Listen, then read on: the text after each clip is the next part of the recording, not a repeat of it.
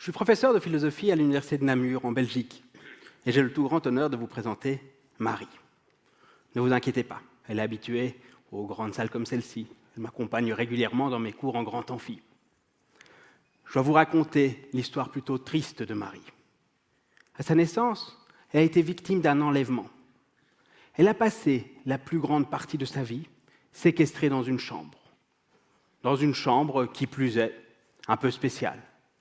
Parce qu'en plus de ne pas avoir de portes et de fenêtres qui donnent sur le monde extérieur, cette chambre ne contenait que des objets en noir ou en blanc ou éventuellement en gris. Mais ce que ne voulaient absolument pas les ravisseurs, c'est qu'il y ait dans cette chambre des objets de couleur. La chambre de Marie était donc une chambre en noir et blanc. Imaginez-vous, sur son téléviseur, elle pouvait voir ses séries et ses films préférés, mais toujours en noir et blanc. Pour décorer ses murs, elle avait reçu de magnifiques tableaux de Matisse et de Picasso, mais sans aucune couleur. Elle pouvait commander ses plats favoris, mais ses ravisseurs s'arrangeaient pour transformer chacun des ingrédients afin qu'ils paraissent noirs ou blancs. Ainsi, la tomate rouge devenait une tomate noire, la banane jaune devenait une banane blanche, l'orange, elle devenait une grise. Heureusement, le bon chocolat belge, lui, est 100% noir et rentrait sans aucune modification dans la chambre de Marie. Petite consolation, mais vous l'avez compris, Marie a grandi sans jamais voir de couleur. Dans sa chambre, Marie s'est en quelque sorte transformée. Elle est en quelque sorte devenue acromate. Acro quoi? L'achromatopsie est une pathologie visuelle qui touche relativement peu de personnes. On compte plus ou moins un acromate sur 50 000 personnes. Le terme achromatopsie vient du grec et signifie la vision, opsie, optique, sans couleur, achroma. Les achromates sont donc des personnes qui voient sans couleur, qui ne voient aucune couleur, qui voient tout en noir et blanc. Il est important de distinguer l'achromatopsie du daltonisme, car les daltoniens perçoivent des couleurs, simplement ils en perçoivent moins que les bienvoyants. Par ailleurs, les daltoniens n'ont pas les problèmes associés à l'achromatopsie. En effet, les achromates, en plus de ne pas voir les couleurs, ont une acuité visuelle basse et sont hypersensibles à la lumière.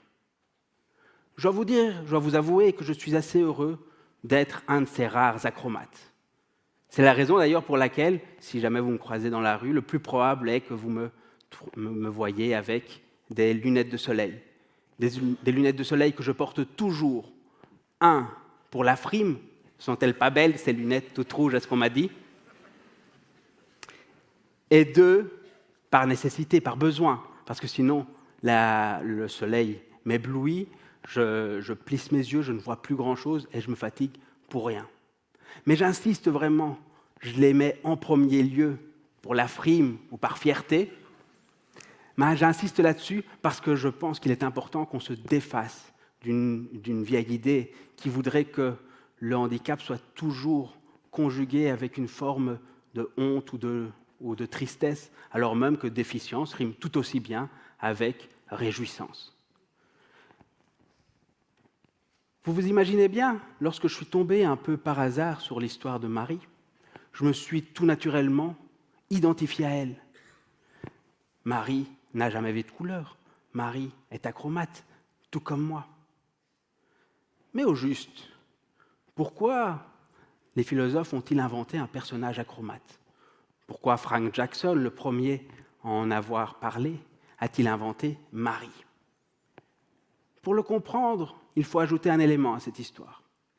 Parce que, dans leur grande perversité, les philosophes n'ont pas simplement enfermé Marie, ils lui ont en plus offert la meilleure éducation possible. Et en particulier, ils lui ont offert les encyclopédies les plus épaisses et les articles scientifiques les plus pointus, afin qu'elle apprenne tout, absolument tout, à propos des couleurs. Grâce à cet enseignement très poussé, Marie était capable d'énumérer la longueur d'onde des rayons lumineux qui correspondent à chaque couleur. Elle était capable de décrire très précisément les réactions qu'ont ces rayons lumineux sur la rétine. Elle pouvait décrire l'ensemble de l'activité cérébrale associée à la vision des couleurs. En bref, la science des couleurs ne recèle aucun mystère pour Marie. C'est quand même une idée assez géniale. Marie l'acromate, Marie qui n'a jamais vu aucune couleur, devient pourtant la plus grande experte mondiale des couleurs. Avec ce personnage au plus haut point paradoxal, les philosophes se posent en fait une question. Imaginons que Marie creuse un tunnel et s'échappe un peu à la façon d'El Chapo de sa prison. Que se passera-t-il lorsqu'elle verra pour la première fois des couleurs? Ne s'exclamerait-elle pas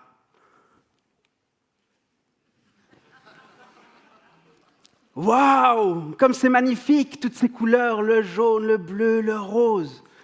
Je ne m'imaginais pas les couleurs aussi belles. » Mais si telle est sa réaction, cela signifie qu'en sortant de sa chambre, Marie a appris quelque chose à propos des couleurs.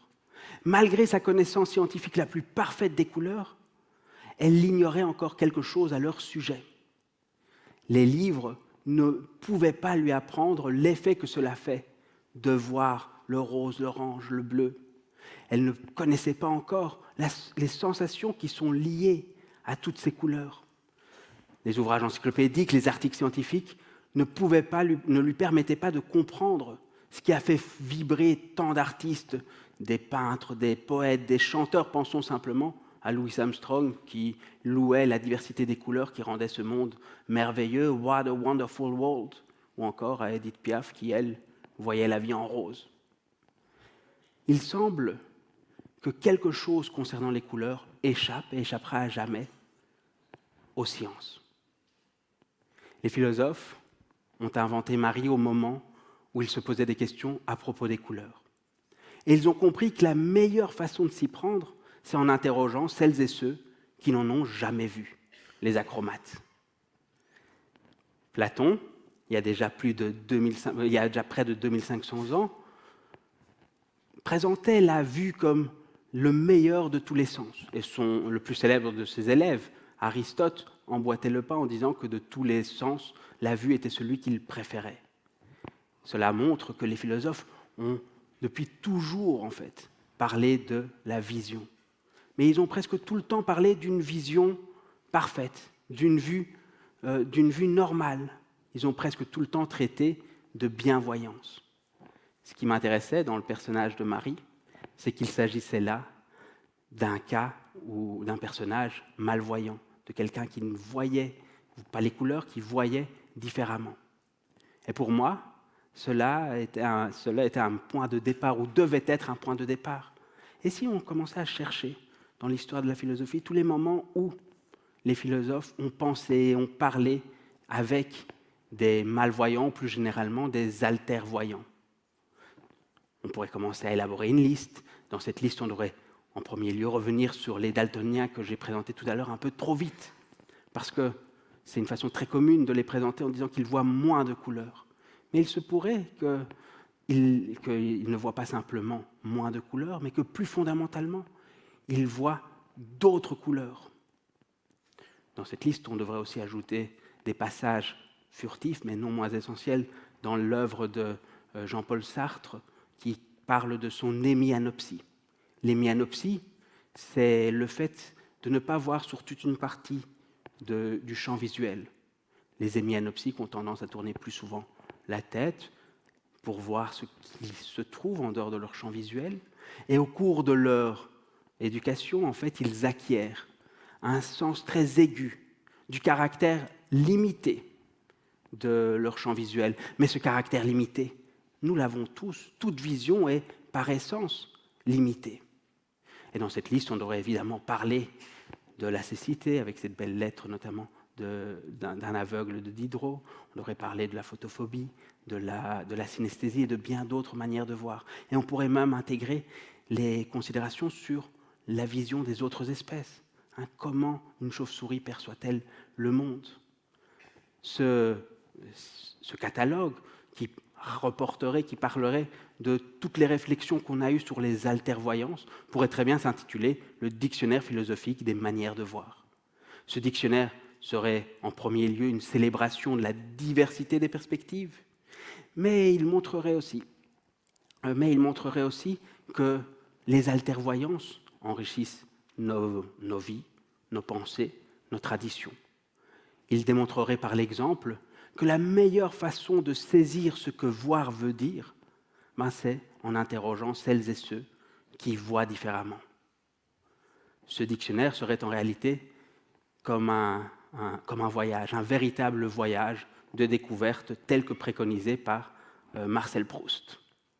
Le véritable voyage de découverte, disait-il, ne consiste pas à chercher de nouveaux paysages, mais à avoir de nouveaux yeux, à voir avec les yeux d'un autre, de 100 autres, de voir les 100 univers que chacun d'eux voit, que chacun d'eux est.